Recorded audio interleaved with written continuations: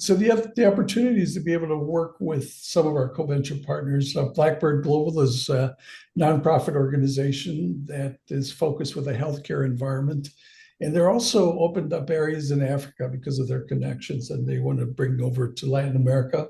Of course, they're based out of the US so that they can also connect with Europe. That's a really interesting initiative for not just healthcare, but also so recycling, also food and water and energy requirements and needs globally as well. My big idea as I started to work with some of the entrepreneurs that were coming to us is to be able to help them get clarity about work with some of our co-venture partners. Blackbird Global is a nonprofit organization that is focused with a healthcare environment. And they're also opened up areas in Africa because of their connections, and they want to bring over to Latin America. Of course, they're based out of the US so that they can also connect with Europe. That's a really interesting initiative for not just healthcare, but also so recycling, also food and water and energy requirements and needs globally. Out of that, we created what we call the Cyber Academy, cybersecurity training space that we can have close to 25 different modules of training in cybersecurity. Right now it's in English, but the opportunities that we're converting that also to Spanish, to French, to Arabic, so that we cover the rest of the world. Peers on Demand is events that we have on a daily basis, every workday of the month for different events. This one is geared for strategic consultants. Tomorrow we'll have it for e-commerce, distribution executives as well, logistics. We're also working with Echo.ai, which does a mental and emotional assessment. They do that very transparently. And they're able to do that language independent. So for anybody, whatever language they speak, they can do the assessment, which is really quite unique because not only are they language independent, but also culture independent and also are location independent, which means that we can open up connections and referrals globally to lead to some of the other areas. We're also working with Savvy.ai, which is focused on the healthcare space with insurance to be able to reduce the cost of insurance. Entrepreneurs University is part of a training space for CEOs, which Bob Norton runs a CEO Academy for that, and boot camp with over 600 modules of learning courses. And he could say more about that. We're also working with Inspire.world that focuses on e-commerce initiatives to be able to provide a 50-50 split with nonprofits and charities and schools going forward. We're also working with Continuum Foundation, which is more of a virtual environment. If you think of NFT, blockchain, cryptocurrency, digital financing, those are the spaces that I think are expanding even more quickly. We're working with government bids to be able to tap into the government surplus equipment. They do training, consulting, as well as coaching in that area to be able to resell some of those products. RSL Consulting Group is focused on the wealth transfer from the boomer generation to the next generation. Ruba.world is focused in the Asian market, and they are in Malaysia, tapping into Indonesia, the Philippines, South Korea, that area. That's going to expand really big for coaching, consulting, training, and actually having more co-venture partners from there. Wings for Wishes is geared for children. Recycles.world is nonprofit and philanthropic, geared for actually providing bicycles, but also at some point we'll get into the recycling environment. So that's an overview of some of the partnerships, co-venture partners that we have, the opportunity and the invitations that you perhaps might consider joining us. 3 requirements: that you're doing business to business, B2B business or B2G business, number 1. Number 2, that you have some deliverable. on your platform, that you're able to provide a service or product that you can sell. And number three, that you're willing to do a revenue share. And that allows us to bring you in and make introductions and have participation. Because the thing that we find is that it's not just financing or developing or generating more revenue or investments, but also marketing that seems to be the initiative for that. So that's my invitation for you to join us as a co-venture partner. So let's hear from Paul Sacco. Paul's involved as a strategic consultant, involved in many areas. I think I heard, Paul, that you wrote a book, but maybe you could say more. You put your information in the chat box. What are the big ideas in your industry, your business? How do we do business with you, Paul Sacco? Well, there's a couple of ways I can come into your organization and teach people the process of creating strategic and evaluating strategic ideas. So it's not so much about planning; it's about finding those ideas, and I'm also have some online courses which I'm just reconstructing right now, so they're not available. But yeah, I just I found that the creative element of strategy is missing.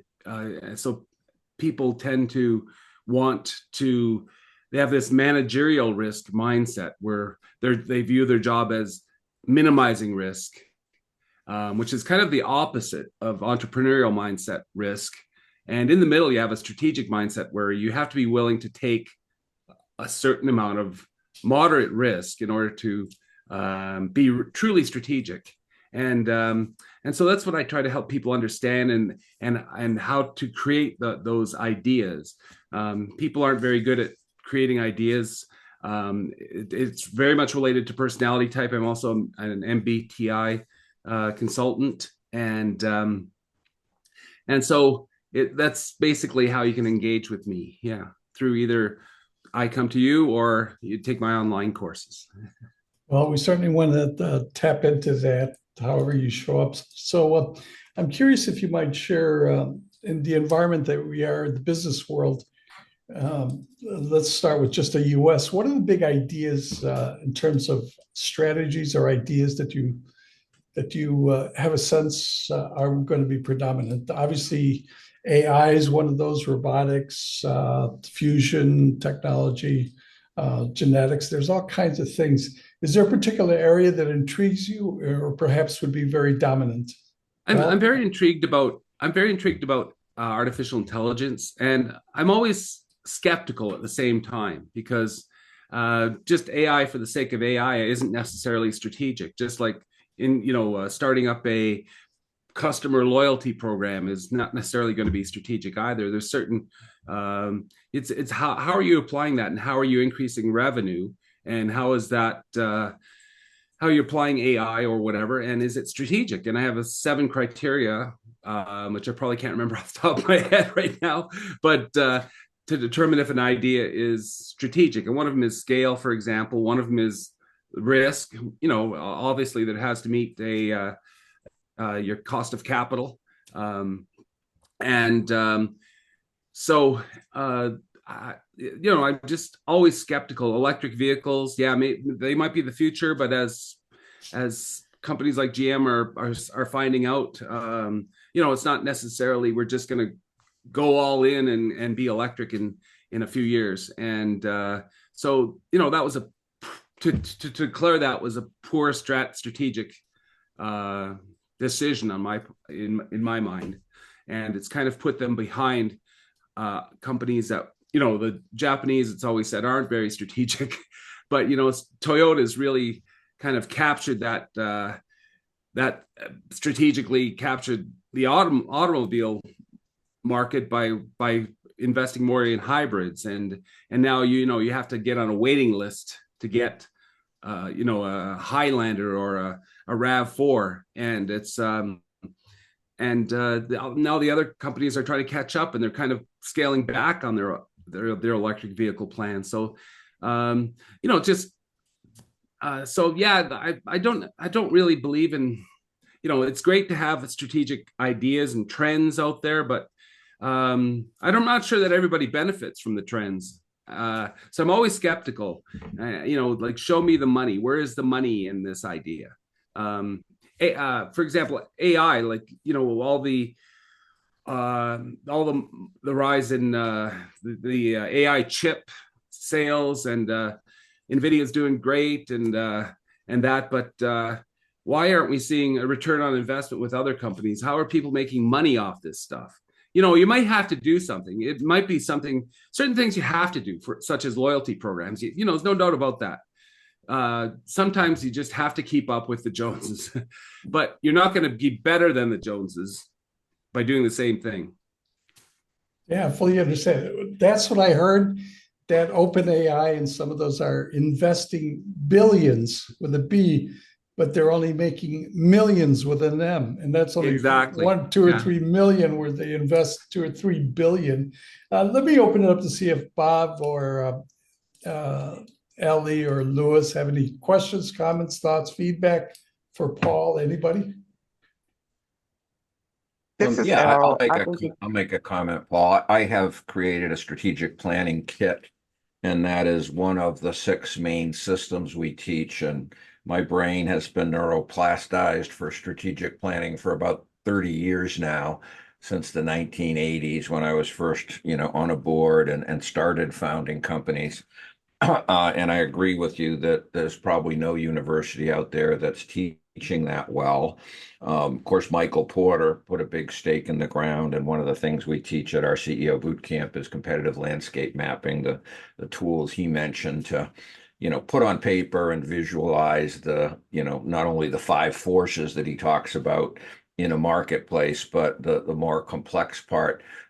I would propose, and this is just for everyone to think about, that if you think of a two-dimensional chart with an x-axis that's intelligence and a y-axis that's creativity, with the top right being those people that have both, you've got to have that to do strategic planning. You've got to be in that top right quadrant, and you've got to bring both out of the box thinking or creativity and the intellect to analysis, do the analysis on the business value that's going to happen, which, is a different way of saying what you've already said.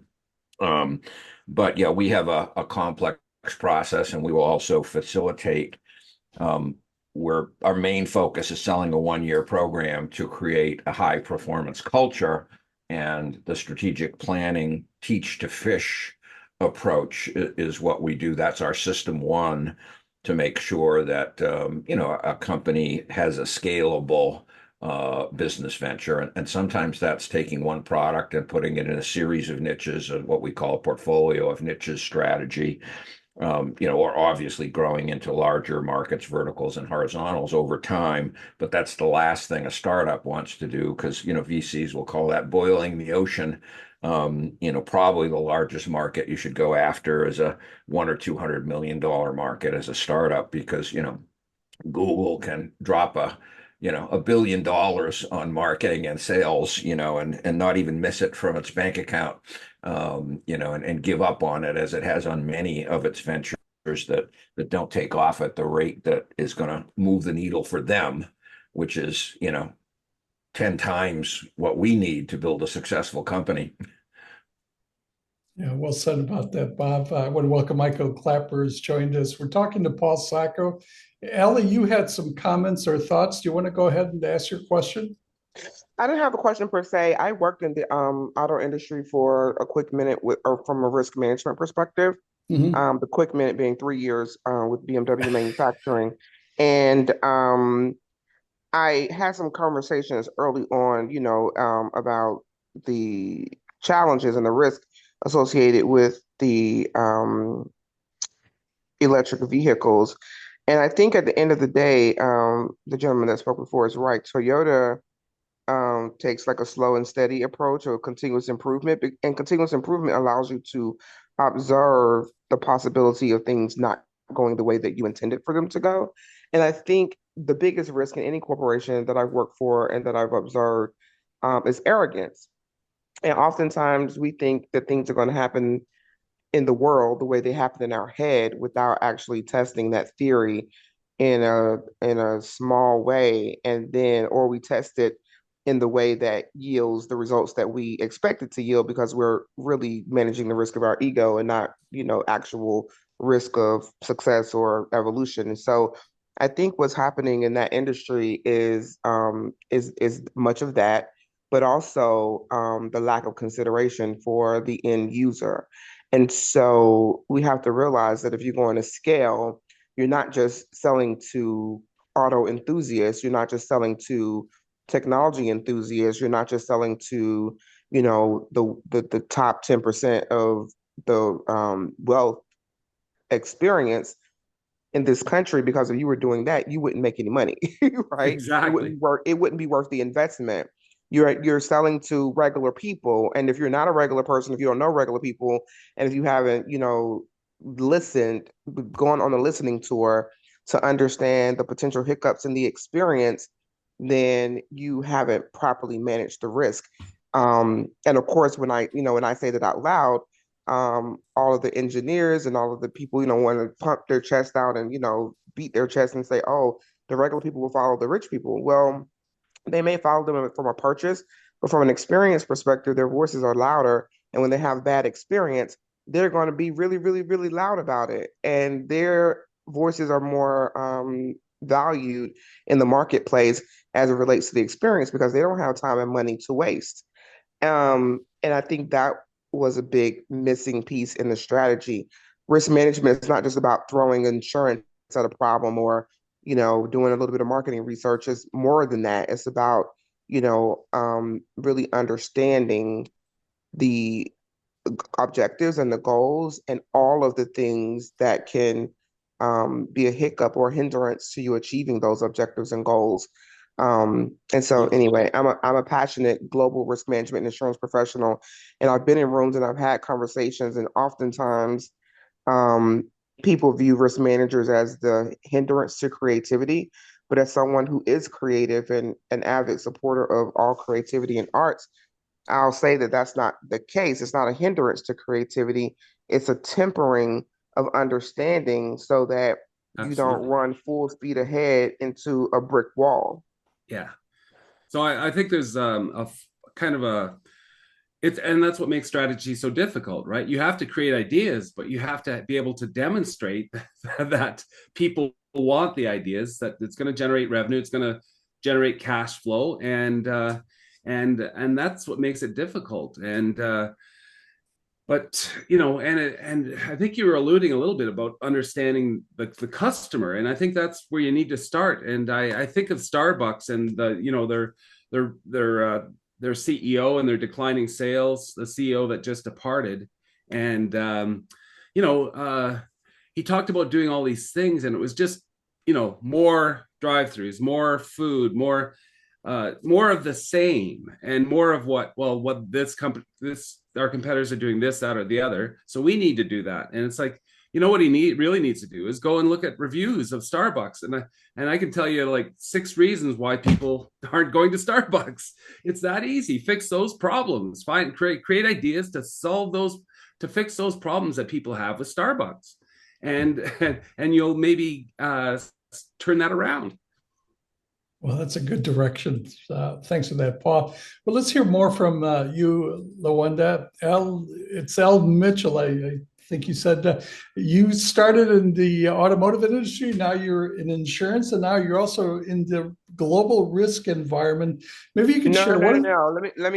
Let me course correct. I am a global risk management and insurance professional. I've done that for different segments. And so I went to school as a risk management and insurance professional, Georgia State University, one of the top 3 programs in the country. And I've only done risk management and insurance. Now I've done that for the auto industry as well as for the food and beverage industry, entertainment industry, and other organizations. And so the consistent 30 plus years of my career has been global risk management and insurance applied to a variety of industries. Well, maybe you could say to share a little bit more about the big ideas in your industry, your business. How do we work with you, Al? Well, the main thing that I have to offer is risk management, right? In all the ways. So, understanding how to support investments and support strategy with an understanding of what could go wrong and not what's possible, because anything's possible, but about what's probable, and really doing the research to make sure that your strategy is supported by good data so that you're moving forward in a way that is thoughtful and um, careful, but not hindering. Because again, I don't want you to run fast forward into a brick wall and anything that you're, running full speed ahead. We just saw the Olympics. Those track stars that are running full speed ahead have often done a lot of training at a very slow pace to make sure that those muscles are properly conditioned. And so effectively as a risk manager, that's what I do. I make sure that we slow things down in training to make sure that there's proper conditioning, there's proper considerations, there's proper controls in place, there's proper mitigating and managing expectations, because in any track meet you only have one winner, right? And if you want to be that one winner, how you train is important, and risk management is a big part of that preparation training. So that's what I do day and night. Is extremely passionate about it, and can help anyone who is, in business, small or large, to understand what the risk implications are there and create a plan along with your core strategy, create a risk strategy to make sure that you are properly supported so that when you do run the race, you have a higher opportunity to win because your skill sets are amplified with a risk strategy. Wow. And I enjoy your metaphor of the athlete. I really do believe that the athletes have to go through the preparation, sometimes slowing it down, sometimes getting the sleep, the right sleep, so that they can perform at a higher level, because apparently that's when things happen in the sleep level. Let me open it up to see if Bob or Paul or Lewis have any questions, comments, thoughts, or feedback for Lawanda. Anybody?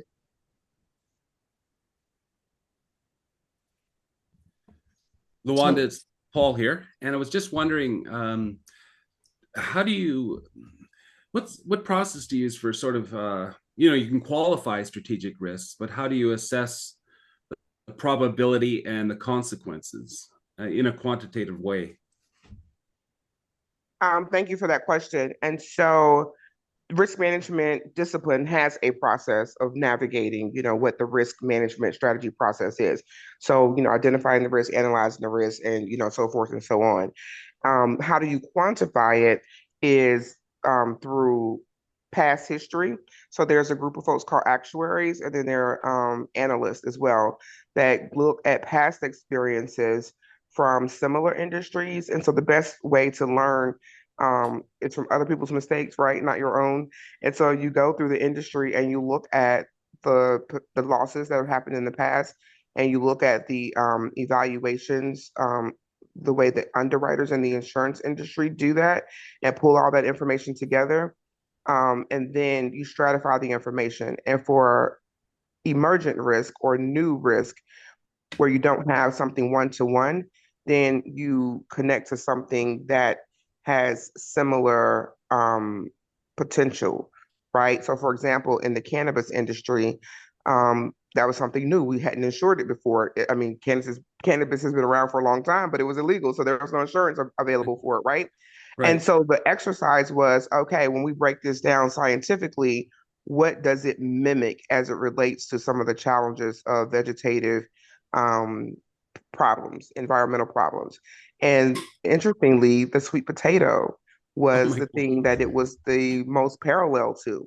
And so now the risks are quantified for cannabis because it was a new situation based on potatoes. And then over time, once you get once you reconcile the data and the information, now you're gathering actual numbers, and you're gathering data points for what's actually happening with the cannabis. And now over time, you'll be able to like let cannabis kind of stand on its own from a quantitative perspective and data points, and not necessarily mimic the sweet potato unless you see that it's, one-to-one perfect, kind of correlation. And if the correlation is one-to-one, then it kind of goes into a family or class of risk that are all, similar. And so, yeah, so you predict the future by studying the past. Yeah. Paul, Well I have said. a slightly different answer for that, and I've sent you an email. We can set up a call, but we have a tool called the Risk Landscape Map, which kind of takes Michael Porter's competitive landscape mapping and applies it to the concept of risk. It's a course we have and a proprietary tool, but I'm happy to share that with you because it's a 30,000-foot level. It's actually the first thing I do as an angel investor looking at a company to invest in, because it visually puts on paper all of the major risks. And it's not only to do due diligence, but it's to give a tool to the management team to manage each of those risks individually. And Does it that is give part, it's numbers? part of our strategic planning process. Does that give numbers as it relates to quantifying the probability of the risk in each of the categories? It does not. And that's the last thing we want to do because it's really more of a gestalt problem where you don't know the numbers, especially in an entrepreneurial environment, which is probably very different than my clients than yours, Luanda, because we're working with small startups that are, $1 million and $10 million and $30 million. So they're not managing brand risk. They're not managing, massive assets and huge investments. They're in the risk business. And Right, so right.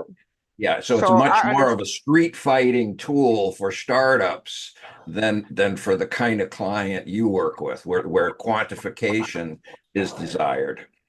Right. And so the question was, how do we quantify risk? And so that's what I was answering as far as how do you quantify the risk? And so if you're not quantifying risk, then that's a different lens from actually analyzing the risk and figuring out what the risks are and where they land.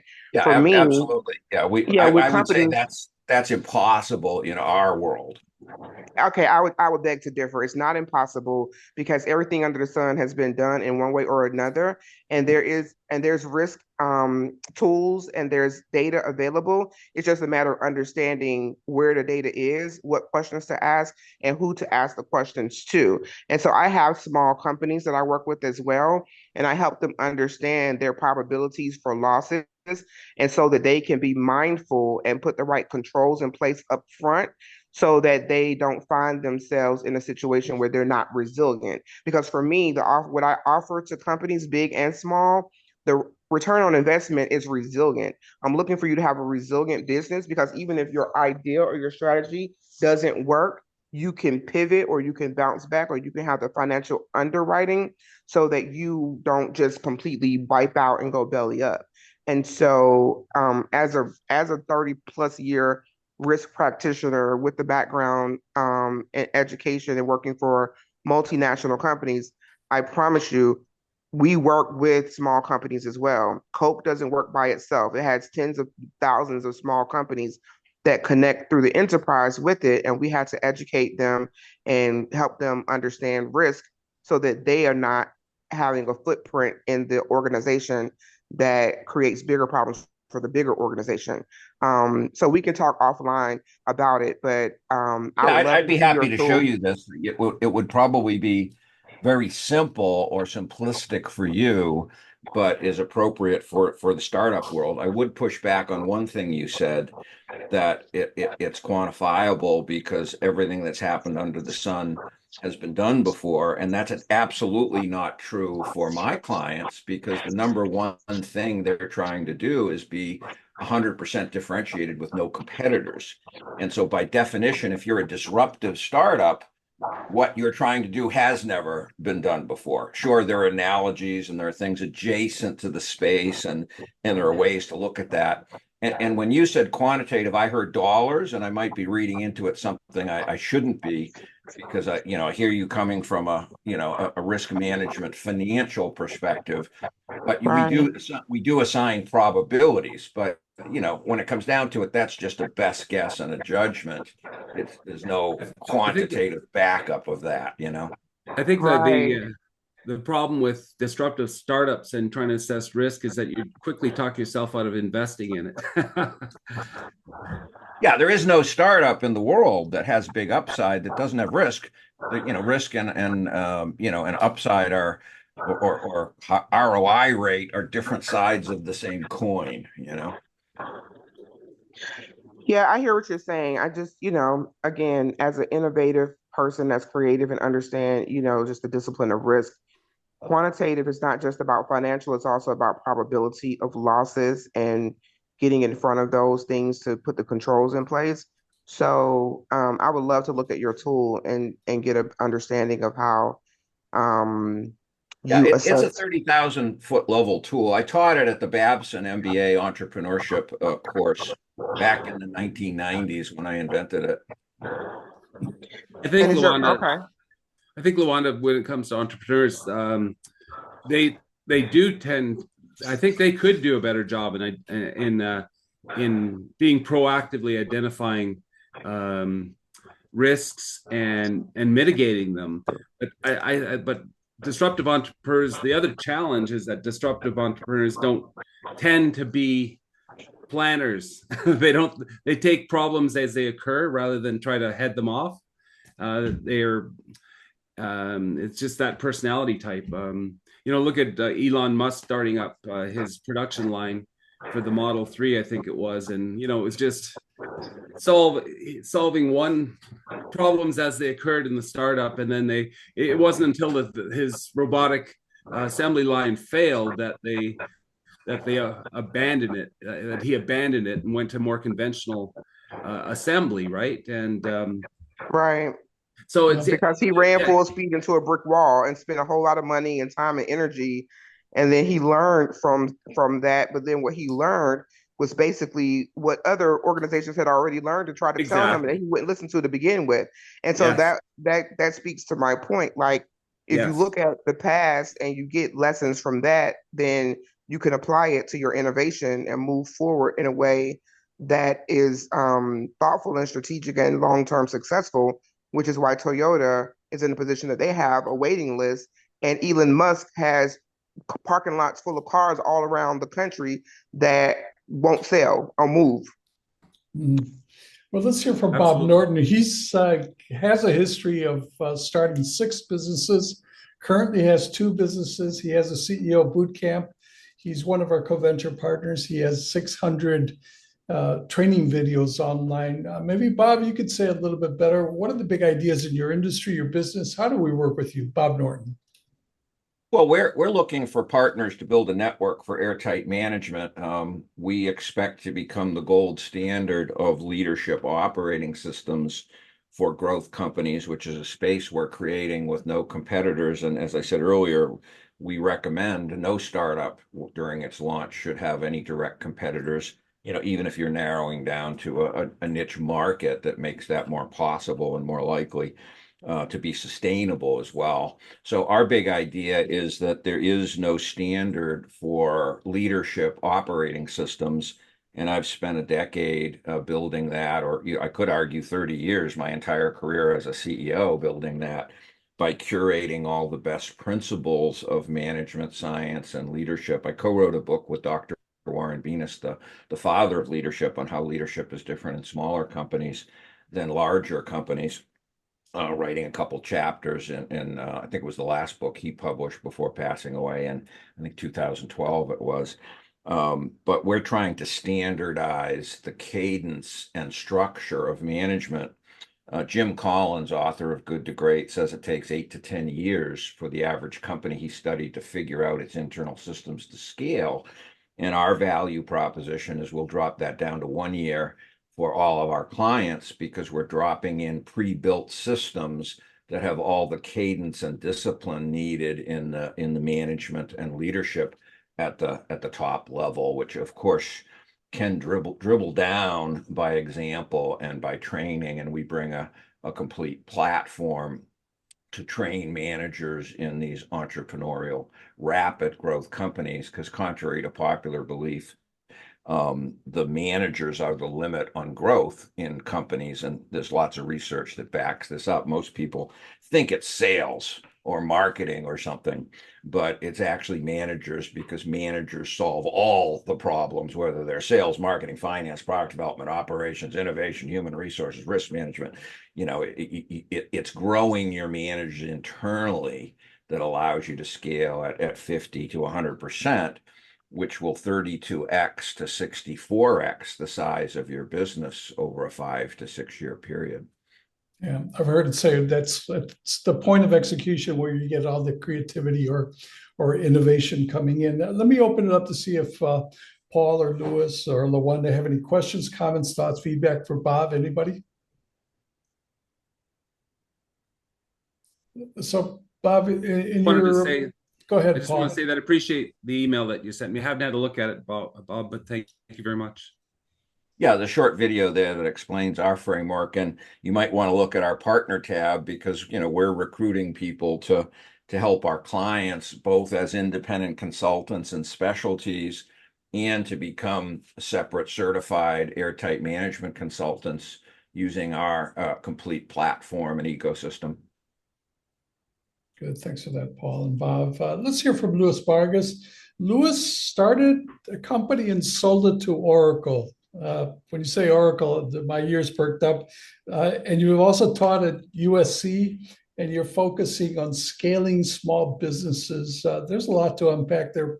Louis, I wonder if you could say more. What are the big ideas that you're thinking of? You've got multiple industries, your businesses. How do we work with you, Louis? Well, first of all, Bob mentioned a name that is dear to my heart. I studied under Professor Dennis at USC, my alma mater. So a great man, incredible innovator and leader. Of course, he taught leadership. But really, as far as selling the company, we sold to NetSuite, which is a precursor to Oracle that's under their umbrella. And that's how I got involved with the group. We're talking strategy and innovation and leadership. I think the biggest thing is to really be a pioneer to some extent in what you're doing, and really bring that idea to the marketplace as to how it can differentiate what can either revolutionize processes or introduce a new revolutionary type of way to do business and increase revenues for a company, whether they be small or large, as I've worked with. Before, going on to the Main Street world, I was working at PwC. So I used to do these huge high-level presentations and proposals to turn companies around or increase their revenues in their systems. And some of the things of working with a large organization is quite innovative. But the problem is sometimes they move as slow as the Titanic, when it sees an iceberg ahead, and they can't, help themselves. Just the processes that go into that. From a small business perspective, and I'm talking about a small business, could be anywhere from revenue of 5 million up to really conceivably about 75 million. When you hit 75 million or above, it's just a whole different perspective of board leadership, management, and decision-making processes. So the last 6 months, what I've been involved with is really board leadership and board advisory, and creating an entity aside from Scale 365. And it's more of what we call it the 10 by 10 wealth project, where we have received some funding and assistance from the Small Business Administration, and from a university academic perspective, some input. So the goal of that 10 by 10 project is really to impact and help 10,000 small businesses across the world to increase 10x with proven systems, capital resources, and strategies, and then give back 10% to their community wherever they be. And that's the focus of what we're doing with the 10 by 10 in the next couple of years, not just bringing strategy and resources and tools and technology, but really to implement the give and back type of positioning. And it has to, somewhat like Dr. Dre and Beats, they sold that and to Apple, and then they created the Iovine Academy at USC to bring up a new generation of entrepreneurs from different backgrounds. Wow, there's a lot to unpack there, Louis. So let me open it up for Bob or Paul or perhaps the Wanda. If any questions, comments, thoughts for Louis, anybody? I would try to find your LinkedIn profile, Louis, and it's a common name, so I couldn't do that. If you can put your link in the chat box, that would be appreciated. Yeah, I'll reach out to you because for a specific reason it was locked out. That's why you can't find it. It was one of those NDA things that I'm now wrapping up to really be out there in the world. So that's why Rocky said like, "Hey, good to hear from you. Where you been?" It's because I've been deep in the trenches with this stuff. So I'll get it out to you guys. Well, you've been very busy, yes. So, Louis, maybe you can give us a perspective since you're working with small, medium-sized businesses, and you mentioned that might be upwards of $75 million. That seems to be large to me, but so what is the business atmosphere, business climate that we're in now for the next 6 months or the next year? Thinking of all the technology things that are going on, certainly the elections, the wars, a lot of things are going on. Can you give us a snapshot of the next 6 to 12 months in terms of your focus, your direction in business in general, Louis? Right, yeah. What I hear, both when you put your ear to the ground in conversations with high level people, both entities, it's different from a standpoint of small business to large enterprise. Within the small enterprise sector, it's like fear to some extent because they don't know what's coming around the pike, whether Harris is elected or Trump is elected. It's two different approaches from a tax standpoint, capital gains standpoint, capital resources and availability situations. So there's kind of like a wait and see attitude to some extent because of the fact that if your company is looking to acquire, merge with another one, then it becomes an issue of, is it worth the gamble or the risk? What are we getting ourselves into with an acquisition or capital resource type of thing?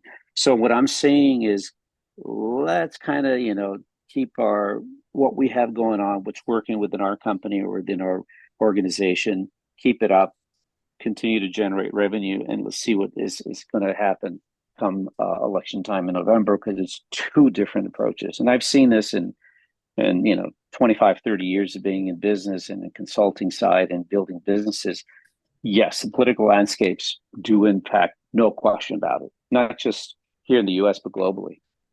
So those are the type of things that businesses, business owners, boards are looking at and considering like well, if one gets elected, then it's, great. If the other one gets elected, it's great for one industry, perhaps not another, that type of thing.